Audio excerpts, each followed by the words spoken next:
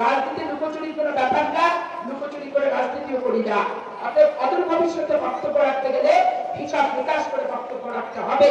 আর আমার মা বোনেরা, ভাইয়েরা, 18 সালে যেভাবে সাহস নিয়ে আওয়ামী লীগের সরকারের আমলে, আওয়ামী লীগের প্রশাসনে থেকে আপনারা ধানের শীষকে বিজয়ী করেছিলেন, দল মত নির্বিশেষে, ঠিক একইভাবে গড়ে নিতে হবে সব জামাত ইসলাম।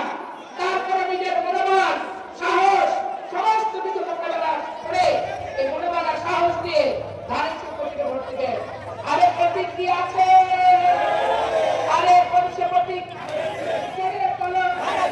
আরো করে তালি করে দিকে দিকে চলতে বলো, চোর হলো না, নেচে নেচে গে গে মা বোনেরা মুখে বলো, চলতে বলো, চোর হলো না, তালি করো পাড়া, নীল পাড়া, প্রফেসর পাড়া, চলতে বলো, আজয়পুর, রামকৃষ্ণপুর, বটতলাহাট, হালুয়াবান্ধা, সবাই বলে চিনেই গেছে, চিনতেই তো 12 তারিখে নির্বাচনে ও মা ও মা